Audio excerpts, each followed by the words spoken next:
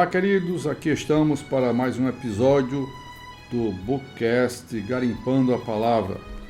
Desta vez trazendo um texto do livro Os Grandes Diamantes da Bíblia, do irmão Dong Yulan.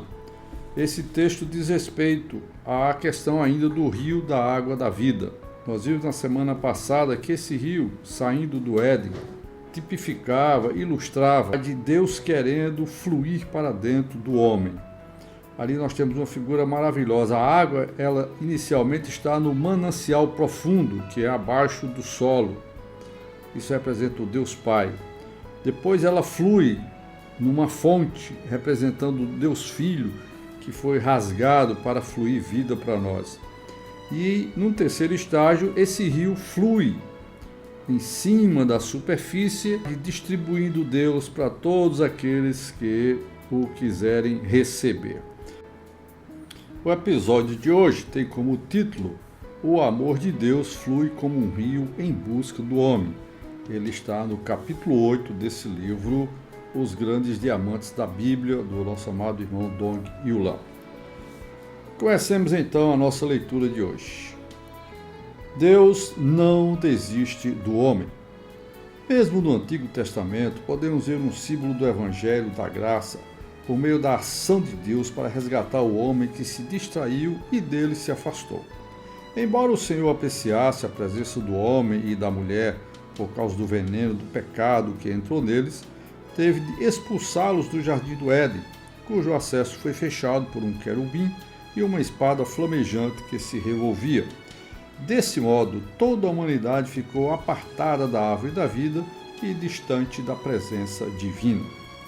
Deus, contudo, não desistiu e, por amar tanto ao homem, foi em busca dele. A ação de trazer o homem de volta para si foi plenamente cumprida por meio de Jesus Cristo, o Filho amado que Deus fez morrer na cruz por nós. Porém, muito antes desse evento, ele já estava agindo para resgatar o homem perdido. Isso pode ser percebido por meio do rio que saía do Éden e se repartia em 4 braços. Gênesis 2, de 10 a 14. O primeiro braço representa o curso normal, o fluir saudável, a comunhão plena com nosso Deus e Criador, que nos transforma em materiais úteis para a sua edificação.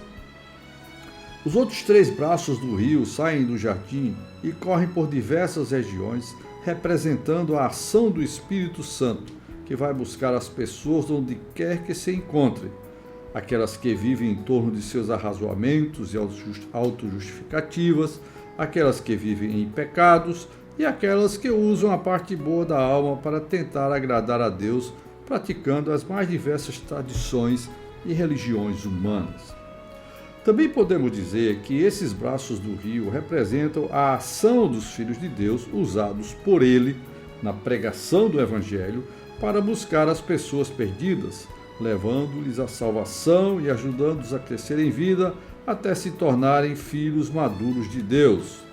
Colossenses 1, 28 e 29. De maneira prática, podemos abrir as portas dos locais onde fazemos as reuniões da igreja e ter ambientes propícios para oração e leitura da Bíblia e de livros espirituais. Há inúmeras pessoas sequiosas e ávidas por oração e pela palavra. Precisamos alcançá-las, assim como os braços do rio que saía do Éden. O homem está sempre inventando métodos e maneiras para compensar seus erros e falhas perante os outros ou perante Deus.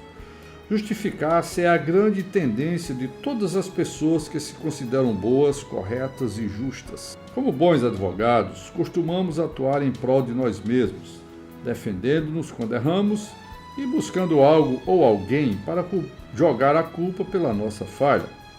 Isso gera fortalezas na mente, uma vez que nossas razões prendem os pensamentos, tornando-os vãos, impedindo-nos de compreender a vontade de Deus. 2 Coríntios, capítulo 10, versículos 4 e 5. O segundo braço do rio é o Gion, que passava pela terra de Cush, nome de um dos filhos de Cã, cuja descendência habitou e desenvolveu-se junto ao Egito, no norte da África, um lugar onde a vida era muito fácil. Gênesis 2:13, capítulo 10, versículo 6. O homem gosta de viver em lugares cheios de facilidades. Assim como o faraó oprimia o povo de Deus naquela época, Satanás tenta usar todos os meios para usurpar-nos e manter-nos distraídos da vontade de Deus. A preocupação com o sustento do dia a dia, a procura pelo sucesso profissional e a busca por garantir o bem-estar familiar podem submeter-nos a uma condição semelhante à de escravidão. O mundo do sustento impede o homem de servir a Deus, roubando-lhe seu tempo.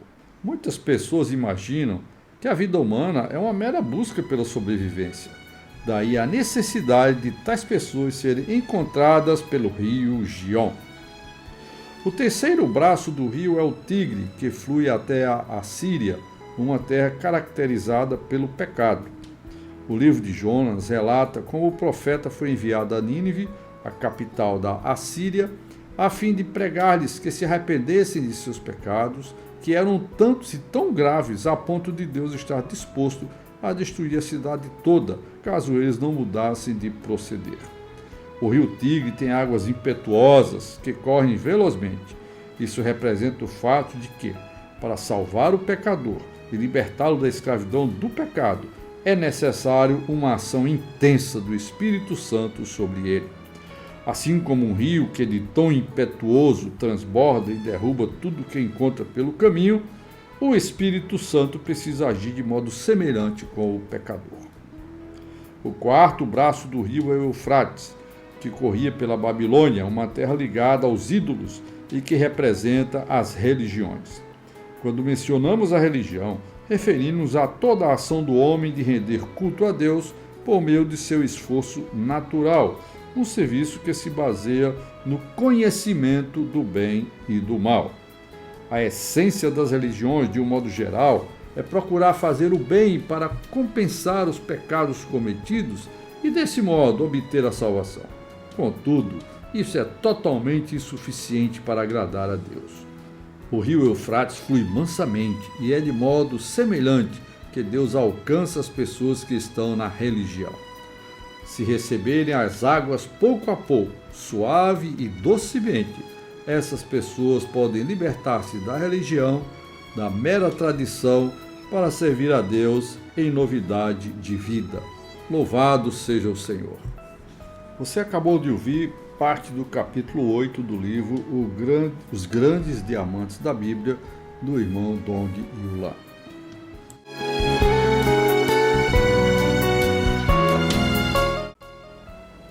Você acabou de ouvir mais um episódio do Bookcast Garimpando a Palavra, trazendo até você os tesouros da literatura cristã. Nos vemos nos próximos episódios. Até lá!